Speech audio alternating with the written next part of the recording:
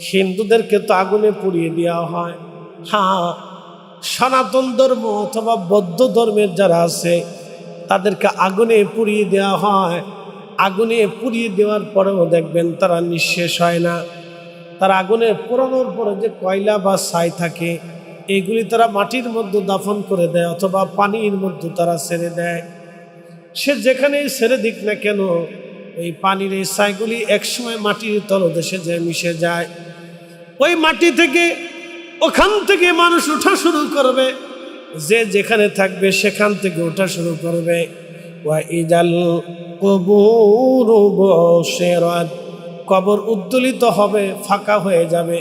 কবর থেকে মানুষ উঠে উঠে হাসরের দিকে দৌড়াইতে থাকবে, আল্লাহর দিকে দৌড়াইতে থাকবে। মানুষ রবের দিকে দৌড়াইতে থাকবে। কিয়ামতের ময়দানে আল্লাহর দিকে মানুষ দৌড়াইতে থাকবে। সেই দিনটা কত বড় ভয়াবহ হবে, কত কঠিন হবে সেই দিন। আল্লাহর দিকে মানুষ দৌড়াবে। আল্লাহ বলেন আলিমাত নাফসুম মা কদ্দামাত ওয়া আখারাত, তুমি জীবনে কি আমল করেছো আমি রব সেই দিন তোমাকে সব দেখায় দিব। কোনো কিছু বাকি রাখবো না, তোমাকে সব আমি আল্লাহ দেখাবো। তুমি জীবনে কি কি আমল পাঠিয়েছো, আখিরাতের জন্য তুমি কি সম্বল রুটি রুজি করেছ, হাসরের ময়দানে নাজাতের জন্য তুমি কি করেছো, আমি আল্লাহ তোমাকে সেই দিন সব দেখায় দিব। সেই দিন তুমি জানতে পারবে, সেই দিন বুঝতে পারবে তুমি কি ভুল করেছো কি ভালো করেছো, তুমি সব সেদিন জানবে। তোমার কোনো কিছুই আর অগোচরে রাখা হবে না। সুম্মা তুরাদ্দুনা ইলা আলিমিল গায়বি ওয়াশ-শাহাদাতি ফায়ুনাব্বিউকুম বিমা কুনতুম তা'মালুন। অতঃপর আমার কাছে ফিরে আসবে তুমি, আমি রব তোমার গোপনে প্রকাশ্যে সব কিছু আমি রব তোমার জানি। ফায়ুনাব্বিউকুম বিমা কুনতুম তা'মালুন, তুমি জীবনে যা আমল করেছিলে তোমার আমল নামাগুলি আমি আল্লাহ সেই দিন তোমাকে দেখাবো। তোমার আমল নামাগুলি আমি রব তোমাকে সেই দিন দেখিয়ে দিব, তোমাকে আমল নামা দেখাবো। হাসরের ময়দানের বিভীষিকা এতই কঠিন হবে। আল্লাহ নবী বললেন, কোন নারীর যদি গর্ভে বাচ্চা থাকে 3 মাস আর 2 মাস, 1 মাস আর 6 মাস, বাচ্চা ভয়ে বিহ্বল হয়ে নারীর গর্ভপাত হয়ে যাবে। কোন যুবক যদি সুদর্শন থাকে তাহলে সে ভয়ে বৃদ্ধ হয়ে যাবে। কারো চুল যদি কাঁচা থাকে ভয়ে চুলগুলি তার পেকে সাদা হয়ে যাবে। আল্লাহর নবী বললেন, সেই দিন সমস্ত মানব জাতি খাতনাবিহীন অবস্থায়, একেবারে বস্ত্রহীন অবস্থায় তারা উথিত হবে। পৃথিবীর সমস্ত মানুষের কোনো বস্ত্র থাকবে না, কিন্তু আমার রসুলের বস্ত্র পরা থাকবে। আমার নবীকে রওজা শরীফ থেকে উঠানোর আগে আমার আল্লাহ আমার রসুলকে জান্নাতের পোশাক পরাইয়া, অতি উত্তম সুরত দিয়া সুন্দর জান্নাতি মুকুট পরাইয়া আমার আল্লাহ 70,000 ফেরেশতা বেষ্টন করিয়া আমার রব আমার আল্লাহ আমার রসুলকে হাসরের ময়দানে দাঁড়া করাবে। একবার জোরে বলা যাবে কি সুবহানাল্লাহ। সব মানব জাতি সেই দিন বস্ত্রহীন, সব মানব জাতি বস্ত্রহীন। আম্মা জান আয়েশা ডেকে বলেন, ইয়া নবী আল্লাহি, নারীরাও কি বস্ত্রহীন? আম্মা জানকে নবী বললেন, হ্যাঁ আয়েশা রে, নারীরাও বস্ত্রহীন। বলি, ইয়া রাসূলুল্লাহ, তাহলে পুরুষ কি নারীর দিকে তাকাবে না, নারী কি পুরুষের দিকে তাকাবে না? আল্লাহর নবী বলেন, আয়েশা, হাসরের ময়দানটা এত কঠিন, এতই ভয়াবহ আবেগ, কোন পুরুষ কোন নারীর দিকে, কোন নারী পুরুষের দিকে তাকানোর মতো সময় হবে না। এতটাই বিভীষিকাময় হবে, এতটা কঠিন হবে হাসরের ময়দান। কিয়ামতের ময়দানে কেউ কারো দিকে তাকানোর সুযোগ হবে না। আয়েশা, 3 জায়গা আমার উম্মত, সুনান আবু দাউদের ভিতরে হাদিসটা আসছে, নবী বলতেছেন, আয়েশা রে, 3টা জায়গা মানুষকে বলে যাবে, কেউ কারো কথা মনেই রাখবে না, চিন্তিত পেরেশানি থেকে আচ্ছন্ন করে ফেলবে। এক নাম্বার মিজানের পাল্লায় যখন মিজানে নেকি আর আমলগুলি ওজন করা শুরু হয়ে যাবে, তখন সমস্ত হাসরবাসী চিন্তায় পেরেশানিতে হতবিহ্বল হয়ে যাবে। সন্তান মার কথা মনে রাখবে না, মা সন্তানের কথা মনে রাখবে না, ভাই ভাইয়ের কথা মনে রাখবে না, বন্ধুর খবরই থাকবে না, বাবা সন্তানের পরিচয় দেবে না, সন্তান বাবার পরিচয় দিতে ওই সময় ভুলে যাবে। আল্লাহর নবী বলেন, আয়েশা তুমি শোনো, মিজানের পাল্লায় আমার উম্মত, তামাম সৃষ্টির সমস্ত মানব জাতি, শুধু আমার উম্মত না, আদম সফিউল্লাহ থেকে কিয়ামত পর্যন্ত যত মানব জাতি, কিয়ামত পর্যন্ত যত মানব জাতি আসবে, হাসরের ময়দানে মিজানের পাল্লায় দাঁড়িয়ে সবাই সবাইকে ভুলে যাবে। সবাই একটাই পেরেশানি, না জানি আজ আমার নেকের পাল্লা হালকা হয়ে যায়, না জানি রে আমার গুনার পাল্লা আজকে ভারী হয়ে যায়। চিন্তায় পেরেশানি আচ্ছন্ন করে তাদেরকে বৃদ্ধ বানিয়ে ফেলবে। সন্তানের কথা মনে থাকবে না, কারো কথাই ওই সময় মনে থাকবে না, সবাই নিজের চিন্তায় বড় পেরেশান হয়ে থাকবে। আয়েশা 2 নম্বর জায়গা হচ্ছে যখন ডান হাতে বাম হাতে আমলনামা হবে। আমলনামা ডান হাতে দিলে সামনে থেকে দেওয়া হবে, বাম হাতে দিলে পিছনের দিক থেকে তার আমলনামা দেওয়া হবে। আজকে তার জান্নাতের টিকিট দেওয়া হবে অথবা জাহান্নামের টিকিট দেওয়া হবে। ডান হাতে আমলনামা হলো জান্নাতের টিকিট, আর বাম হাতে আমলনামা হলো জাহান্নামের টিকিট। ওই টিকিট দেওয়ার সময় আল্লাহর নবী বলতেছেন, আয়েশা রে, ও আমার আয়েশা তুমি শোনো, শোনো গো, মা সন্তান ভুলে যাবে, সন্তান মাকে ভুলে যাবে, বাবা সন্তান ভুলে যাবে, সন্তান বাবাকে ভুলে যাবে, কেউ কারো কথা ওই সময় মনে রাখবে না। পেরেশানি থেকে আচ্ছন্ন করে ফেলবে, এতটাই পেরেশানির মধ্যে থাকবে। টিকিট হবে জান্নাতের, না হয় জাহান্নামের। আমলনামা ডান হাতে, না হয় বাম হাতে। মানুষ এতটাই পেরেশানির মধ্যে পড়ে যাবে আয়েশা রে, কেউ কারো দিকে তাকানোর সময় হবে না, খোঁজ নেওয়ার টাইম পাবে না রে আয়েশা। ও আমার আয়েশা তুমি শোনো, 3 নম্বর জায়গা হলো ফুলসিরাতের ঘাট। এইখানে আমার উম্মত দাঁড়ায় যাবে, কোটি কোটি মানব জাতি দাঁড়াবে এই হাউজে, ফুলসিরাতের ঘাটে। আল্লাহ জাহান্নামের উপর দিয়ে একটা পুল রচনা করবেন, একটা ব্রিজ দিয়ে দেবেন। দুনিয়ার সময়ে 30,000 বছর পার হলে যত সময় হয়, ওই ফুলসিরাতটা পার দিতে এত সময়ের প্রয়োজন হবে। দুনিয়ার একজন মানুষ 30,000 বছর পথ চললে যত পথ চলে, ফুলসিরাতটা পার হতে এত সময় লাগবে। আল্লাহর নবী বললেন, ফুলসিরাতের ঘাটে যাইয়া বান্দা পেরেশান হয়ে যাবে, কে পার হবে, কে পার হতে পারবে না, কে পার হতে পারবে কি পারবে না, এই চিন্তায় পেরেশানি তারা আচ্ছন্ন করে ফেলবে। সন্তান মাকে বলে যাবে, মা সন্তান বলে যাবে, বাবা সন্তান বলে যাবে, সন্তান বাবাকে বলে যাবে, ভাই ভাইকে বলে যাবে, স্বামী স্ত্রী বলবে, স্ত্রী স্বামী বলে যাবে। এই কঠিন সময়ে আয়েশা তুমি শুনে রাখো, 3টা জায়গা উম্মত কিয়ামতের ময়দানে পেরেশানির মধ্যে আচ্ছন্ন হবে। ফুলসিরাতের ঘাটে যা চিন্তায় পড়ে যাবে আয়েশা, তাহলে আপনি বুঝেন হাসরের ময়দান কত ভয়াবহ হবে, হাসরের মাঠ কত ভয়াবহ হবে, হাসর কত ভয়াবহ, হাসর কত ভয়াবহ হবে। তারজুল মালাইকাতু ওয়ার রূহ, আমার আল্লাহ বললেন কিয়ামতের ময়দানে রূহ এবং ফেরেশতাগুলি আল্লাহর দিকে ধাবিত হতে থাকবে। আল্লাহ আল্লাহ, আমার আল্লাহ বলতেছেন সেই দিনটা কত বড় হবে। দুনিয়ার 50,000 বছর এক জায়গা করলে যত বড় হবে, আমার হাসরের ময়দানটা আল্লাহ রাব্বুল আলামিন তত বিরাট, একটা দিন তত বড় হবে। একবার জোরে বলা যাবে কি সুবহানাল্লাহ। নবীর ইশকে যার দিল ভাই, ঠিক আছে, এ ভুবনে কাঁদে না,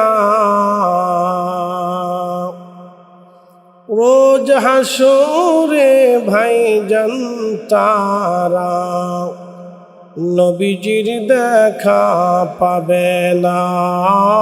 আল্লাহুম্মা সাল্লি আলা মাওলানা মুহাম্মদ ওয়া আলা আলি সাইয়্যিদিনা।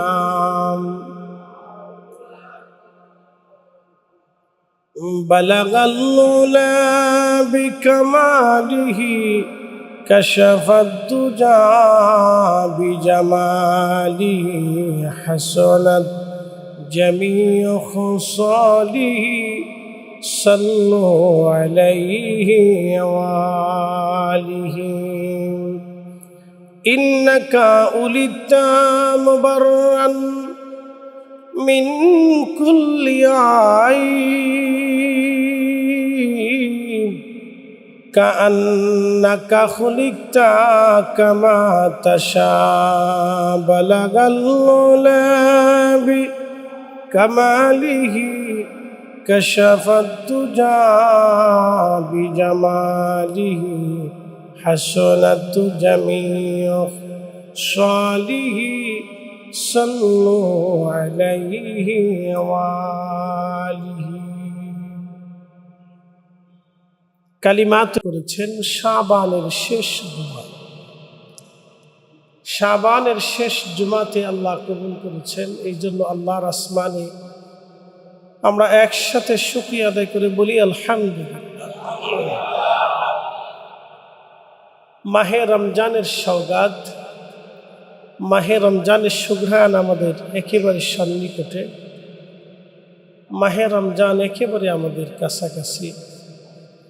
শাবানের শেষ জুমাতে আল্লাহ কবুল করে মাহে রমজানকে সামনে রেখে আল্লাহর ঘরে আল্লাহ আমাদেরকে পৌঁছে দিয়েছে। আমাদেরকে সর্বশ্রেষ্ঠ নবী, সর্বকালের সর্বশ্রেষ্ঠ মহামানব, ইমামুল মুরসালিন ও রাহমাতুল লিল আলামিন, আল্লাহর মেহবুবের উম্মত হিসেবে আল্লাহ আমাকে এবং আপনাকে মঞ্জুর করেছেন। সেই জন্যে আল্লাহর আসমানে আমরা একসাথে আবারও শুকরিয়া করে বলি আলহামদুলিল্লাহ। আজকের খুতবার আলোচ্য বিষয় হচ্ছে কিয়ামত। তো প্রিয় উপস্থিতি, সামনে মাহে রমজান আমাদের সমাগত। তো কিয়ামতের বিভীষিকা নিয়ে আজকের খুতবার আলোচ্য বিষয়। তো প্রিয় উপস্থিতি, পৃথিবী আল্লাহ যত সুন্দর করে সাজিয়েছেন, আবার এটাকে ভেঙে তছনছ করে দিবে। এটা শেষ হয়ে যাবে। স্থায়ীভাবে আল্লাহ পৃথিবীকে সৃষ্টি করেন নাই, এটা ক্ষণস্থায়ীর জন্য সৃষ্টি করেছেন। এটা আল্লাহ পাকের ইচ্ছা, আমাদের কারো ইচ্ছা নাই, কারো শক্তি নেই। তিনি তামাম সৃষ্টিকে সৃষ্টি করেছেন, আবার তিনি ধ্বংস করে দিলেন, আবার তিনি পুনর্গঠিত করবেন এবং তিনি হাসরের ময়দান কায়েম করবেন। ওয়াবিল আখিরাতি হুম ইউকিনুন। আল্লাহ বলছেন, তোমরা আখিরাতের প্রতি বিশ্বাস স্থাপন করো, আখিরাতে তোমরা বিশ্বাসী হও। আমাদেরকে আল্লাহ আখিরাতে বিশ্বাসী হতে বলেছে। তো পৃথিবীতে একদিন প্রলয় হবে, সারা পৃথিবী ধ্বংস হয়ে যাবে। কুল্লু মান আলাইহা ফান, সব কিছু শেষ হবে। ওয়াবকা ওয়াজহু রাব্বিকা যুল জালালি ওয়াল ইকরাম। আল্লাহ বলছেন সব শেষ হবে, শুধু আমি রব থাকব, আমি ছাড়া আর কিচ্ছু থাকবে না। কি আশ্চর্য কথা!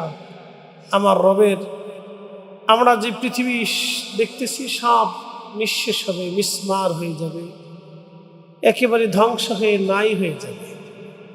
শুধু আমার রব থাকবে, শুধু আমার আল্লাহ থাকবে।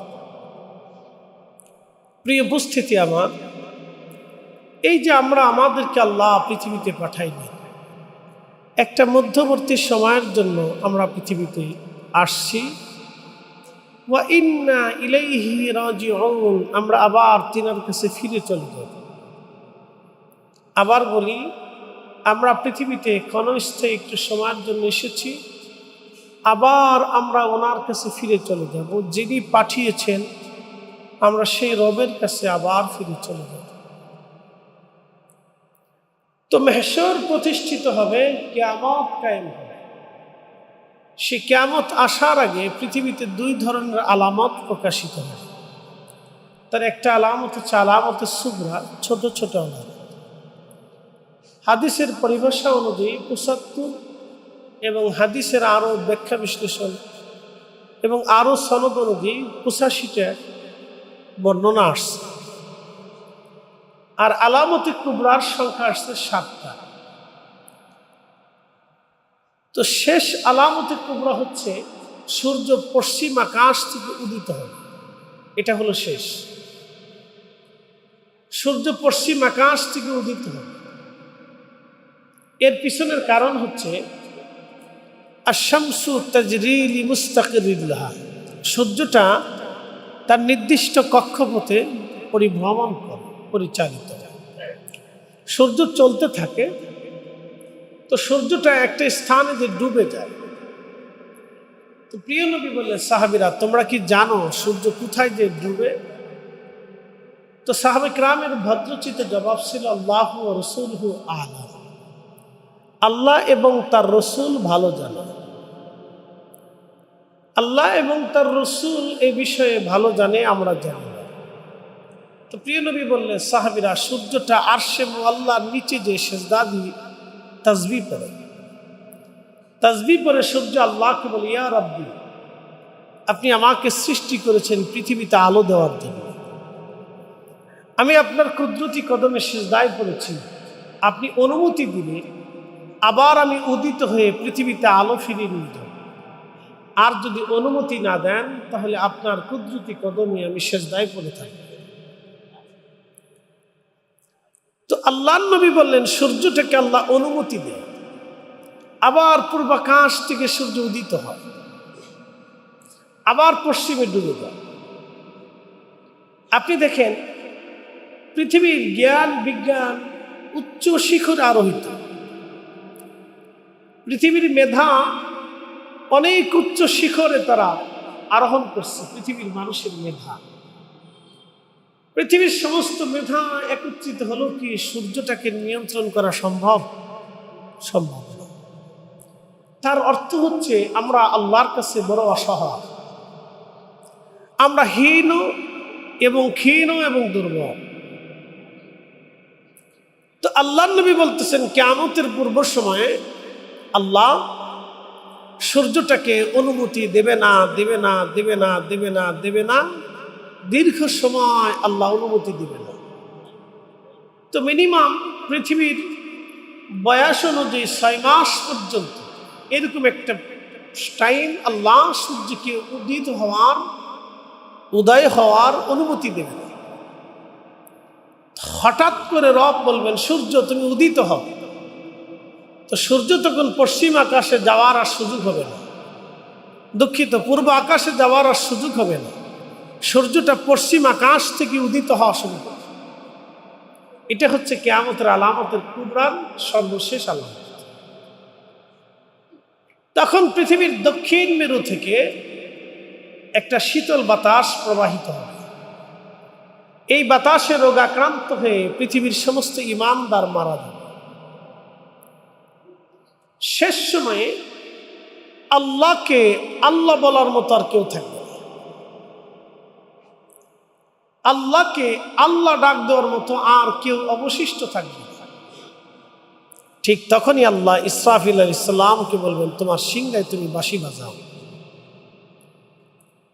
এত কঠিন এবং বিকট আওয়াজ হবে, প্রচন্ড আওয়াজে তাম সৃষ্টি ভেঙে চুরমার হতে থাকে।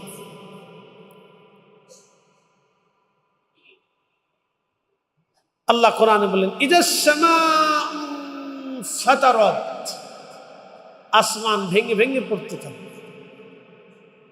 ওয়া ইদাল কাওয়াকিবু তাসারাত, সমস্ত নক্ষত্রগুলি ছিন্ন বিচ্ছিন্ন হয়ে যাবে।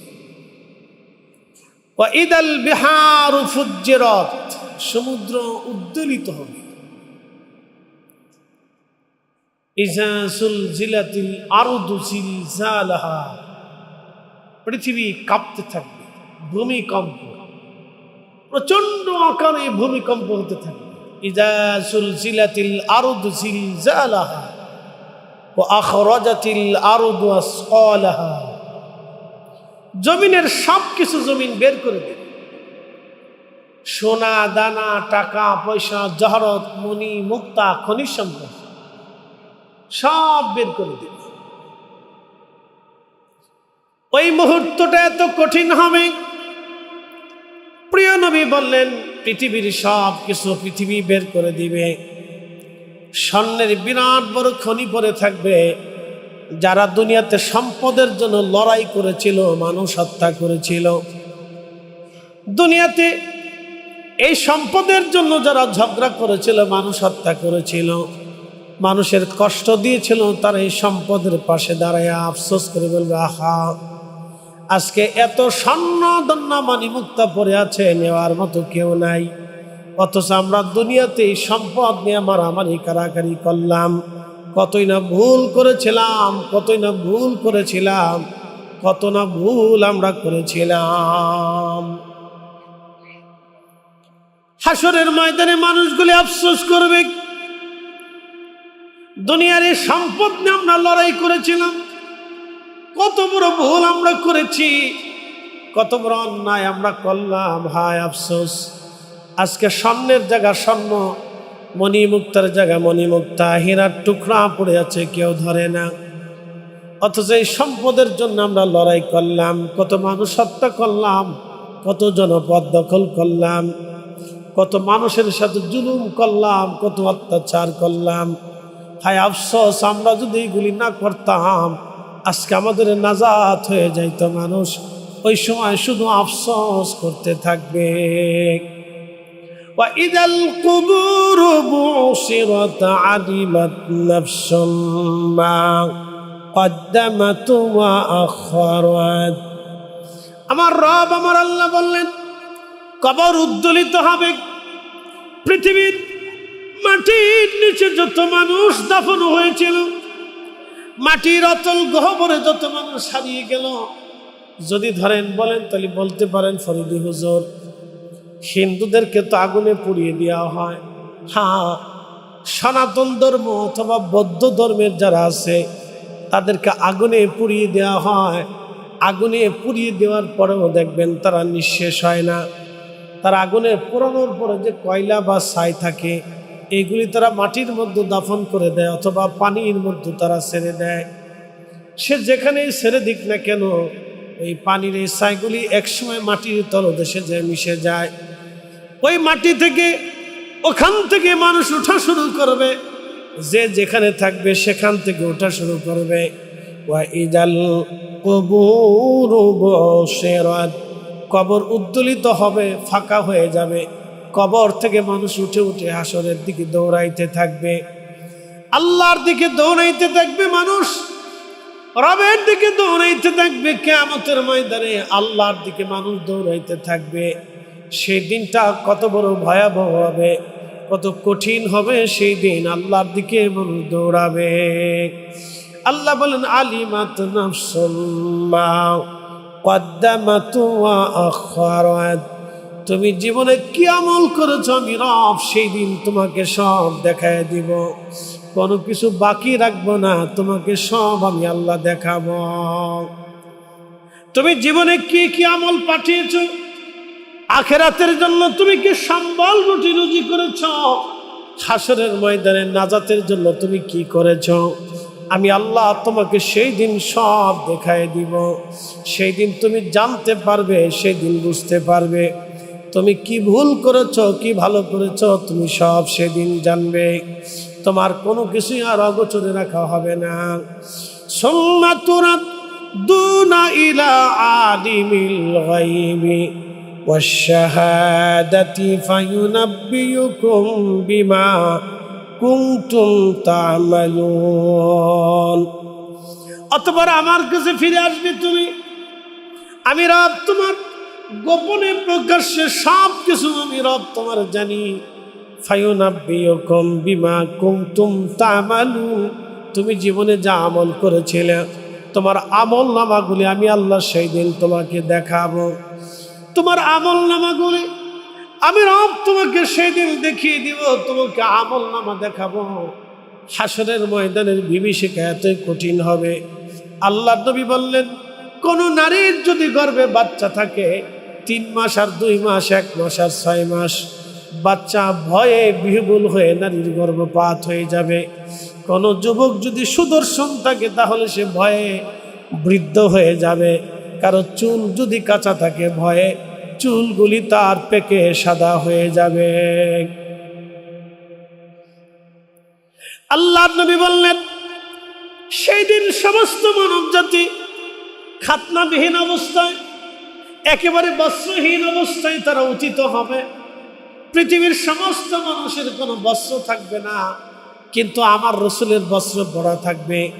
আমার নবীকে রওজা শরীফ থেকে উঠানোর আগে আমার আল্লাহ আমার রসুলকে জান্নাতের পোশাক পরাইয়া, অতি উত্তম সুরত দিয়া সুন্দর জান্নাতি মুকুট পরাইয়া, আমার আল্লাহ 70,000 ফেরেশতা বেষ্টন করিয়া আমার রব আমার আল্লাহ আমার রসুলকে হাসরের ময়দানে দাঁড়া করাবে। একবার জোরে বলা যাবে কি সুবহানাল্লাহ। সব মানব জাতি সেই দিন বস্ত্রহীন, সব মানব জাতি বস্ত্রহীন। আম্মা জান আয়েশা দেখে বলেন, ইয়া নবী আল্লাহি, নারীরাও কি বস্ত্রহীন? আম্মা জানকে নবী বললেন, হ্যাঁ আয়েশা রে, নারীরাও বস্ত্রহীন। বলি, ইয়া রাসূলুল্লাহ, তাহলে পুরুষ কি নারীর দিকে তাকাবে না? নারী কি পুরুষের দিকে তাকাবে না? আল্লাহর নবী বলেন, আয়েশা, হাসরের ময়দানটা এত কঠিন, এতই ভয়াবহ আবেগ, কোন পুরুষ কোন নারীর দিকে, কোন নারী পুরুষের দিকে তাকানোর মতো সময় হবে না। এতটাই বিভীষিকাময় হবে, এতটা কঠিন হবে হাসরের ময়দান। কিয়ামতের ময়দানে কেউ কারো দিকে তাকানোর সুযোগ হবে না। আয়েশা, 3 জায়গা আমার উম্মত, সুনান আবু দাউদের ভিতরে হাদিসটা আসছে, নবী বলতেছেন, আয়েশা রে, 3টা জায়গা মানুষকে বলে যাবে, কেউ কারো কথা মনেই রাখবে না, চিন্তিত পেরেশানি থেকে আচ্ছন্ন করে ফেলবে। 1 নাম্বার মিজানের পাল্লা। মিজানের পাল্লা যখন মিজানে নেকি আর আমলগুলি ওজন করা শুরু হয়ে যাবে, তখন সমস্ত হাসরবাসী চিন্তায় পেরেশানিতে হতবিহ্বল হয়ে যাবে। সন্তান মার কথা মনে রাখবে না, মা সন্তানের কথা মনে রাখবে না, ভাই ভাইয়ের কথা মনে রাখবে না, বন্ধুর খবরই থাকবে না, বাবা সন্তানের পরিচয় দেবে না, সন্তান বাবার পরিচয় দিতে ওই সময় ভুলে যাবে। আল্লাহর নবী বলেন, আয়েশা তুমি শোনো, মিজানের পাল্লা আমার উম্মত, तमाम সৃষ্টির সমস্ত মানব জাতি, শুধু আমার উম্মত না, আদম সফিউল্লাহ থেকে কিয়ামত পর্যন্ত যত মানব জাতি, কিয়ামত পর্যন্ত যত মানব জাতি আসবে, হাসরের ময়দানে মিজানের পাল্লায় দাঁড়িয়ে সবাই সবাইকে ভুলে যাবে। সবাই একটাই পেরেশানি, না জানি আজ আমার নেকের পাল্লা হালকা হয়ে যায়, না জানি রে আমার গুনার পাল্লা আজকে ভারী হয়ে যায়। চিন্তায় পেরেশানি আচ্ছন্ন করে তাদেরকে বৃদ্ধ বানিয়ে ফেলবে। সন্তানের কথা মনে থাকবে না, কারো কথাই ওই সময় মনে থাকবে না, সবাই নিজের চিন্তায় বড় পেরেশান হয়ে থাকবে। আয়েশা, 2 নম্বর জায়গা হচ্ছে যখন ডান হাতে বাম হাতে আমলনামা হবে। আমলনামা ডান হাতে দিলে সামনে থেকে দেওয়া হবে, বাম হাতে দিলে পিছনের দিক থেকে তার আমলনামা দেওয়া হবে। আজকে তার জান্নাতের টিকিট দেওয়া হবে অথবা জাহান্নামের টিকিট দেওয়া হবে। ডান হাতে আমলনামা হলো জান্নাতের টিকিট, আর বাম হাতে আমলনামা হলো জাহান্নামের টিকিট। ওই টিকিট দেওয়ার সময় আহা, আল্লাহর নবী বলতেছেন, আয়েশা রে, ও আমার আয়েশা, তুমি শোনো, শোনো গো, মা সন্তান ভুলে যাবে, সন্তান মাকে ভুলে যাবে, বাবা সন্তান ভুলে যাবে, সন্তান বাবাকে ভুলে যাবে, কেউ কারো কথা ওই সময় মনে রাখবে না। পেরেশানি থেকে আচ্ছন্ন করে ফেলবে, এতটাই পেরেশানির মধ্যে থাকবে। টিকিট হবে জান্নাতের, না হয় জাহান্নামের। আমলনামা ডান হাতে না হয় বাম হাতে। মানুষ এতটাই পেরেশানির মধ্যে পড়ে যাবে আয়েশা রে, কেউ কারো দিকে তাকানোর সময় হবে না, খোঁজ নেওয়ার টাইম পাবে না রে আয়েশা। ও আমার আয়েশা তুমি শোনো, 3 নম্বর জায়গা হলো ফুলসিরাতের ঘাট। এইখানে আমার উম্মত দাঁড়ায় যাবে, কোটি কোটি মানব জাতি দাঁড়াবে এই হাউজে ফুলসিরাতের ঘাটে। আল্লাহ জাহান্নামের উপর দিয়ে একটা পুল রচনা করবেন, একটা ব্রিজ দিয়ে দেবেন। দুনিয়ার সময়ে 30,000 বছর পার হলে যত সময় হয়, ওই ফুলসিরাতটা পার দিতে এত সময়ের প্রয়োজন হবে। দুনিয়ার একজন মানুষ 30,000 বছর পথ চললে যত পথ চলে, ফুলসিরাতটা পার হতে এত সময় লাগবে।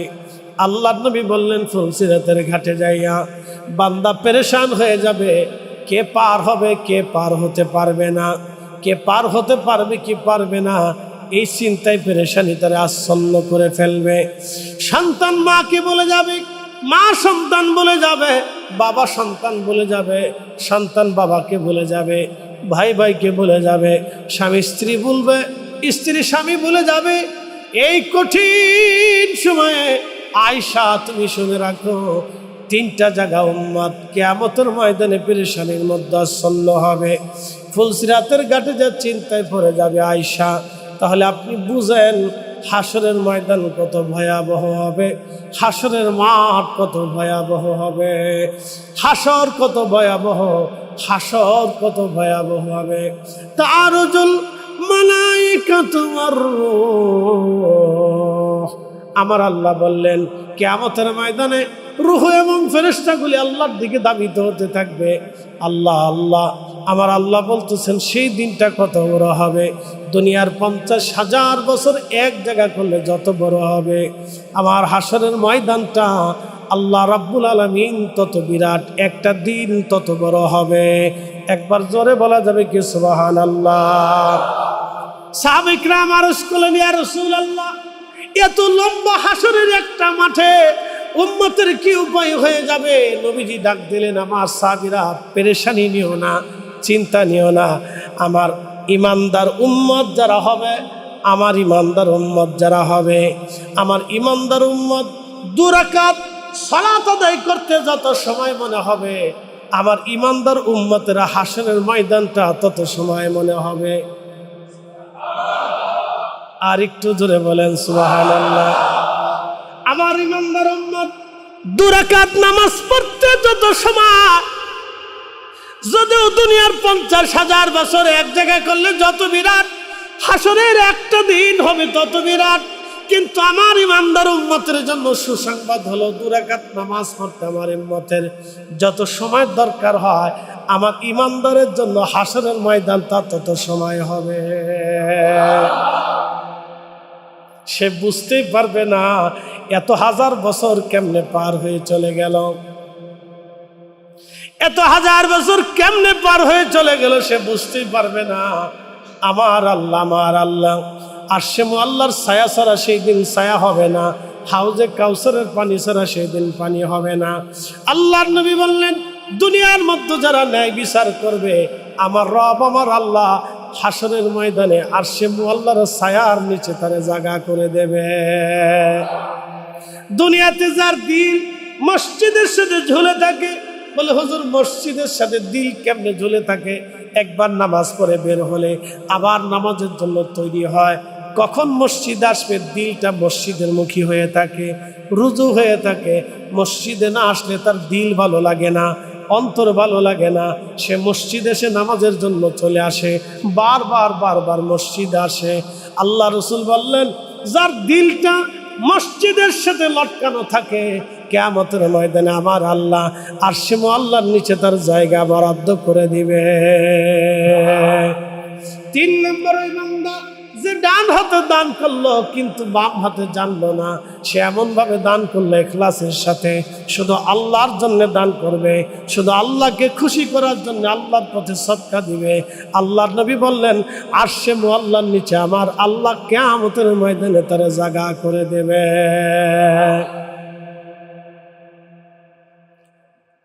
প্রিয় উপস্থিতি, আরশে মুআল্লাতে আল্লাহর নবীজি বলতেছেন তার জায়গা বরাদ্দ হয়ে যাবে যে ইখলাসের সাথে দান করবে, ডান হাতে দান করবে, বাম হাতে জানবে না। দান করার পরে মনে কোনো কল্পনার উদয় হবে না এত টাকা দিয়ে দিলাম, থাকলে আমারও লাভ হইতো, এই চিন্তা আসবে না।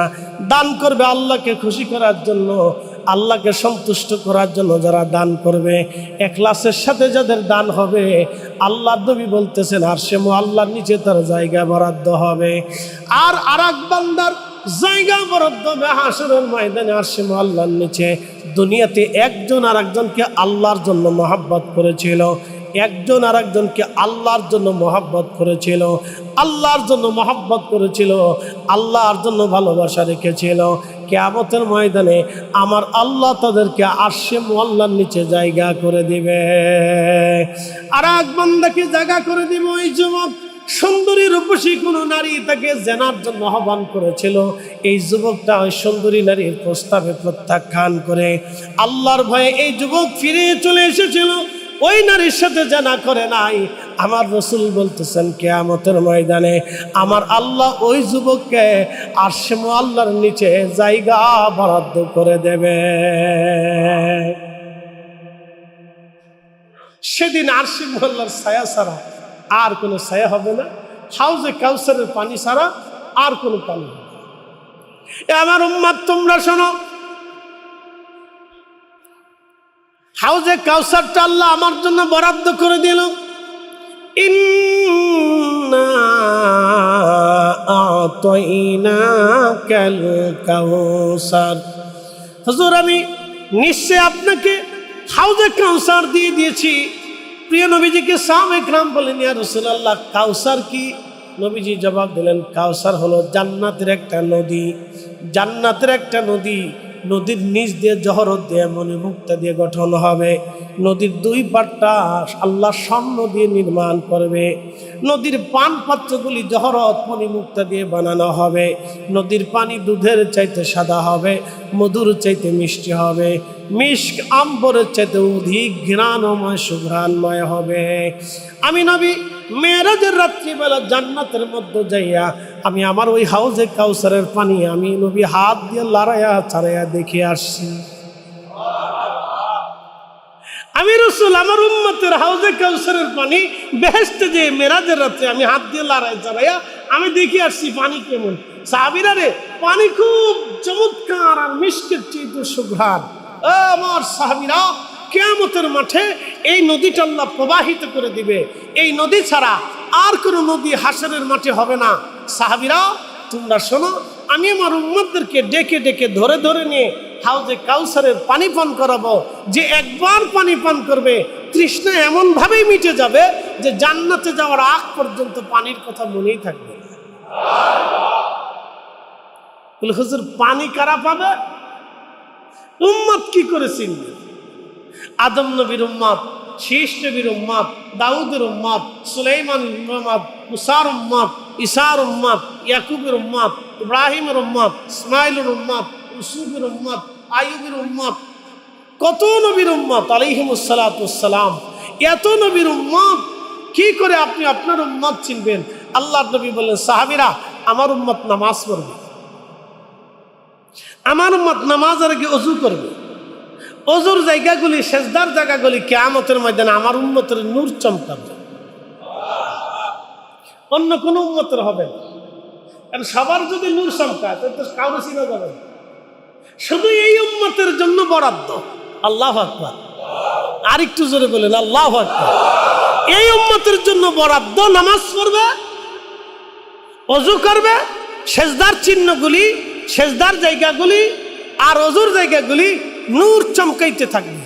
আমি নূর দেখে দেখে আমার উম্মত টেনে টেনে নিয়ে আগে হাউজে কাউসারের পানি পান করব। আমি আগে আমার উম্মতকে পানি পান করব, পানি পান করে বেহেশত নিয়ে চলব। ফাসাল্লিলি, হুজুর হাউজে কাউসার যদি পাইতে চায় তো বলে দেন ফাসাল্লিলি, নামাজ পড়ে দেন। ফাসাল্লিলি রাব্বিকা ওয়ানহার, আপনার রবের উদ্দেশ্যে যেন সালাত আদায় করে আর কুরবানি করে।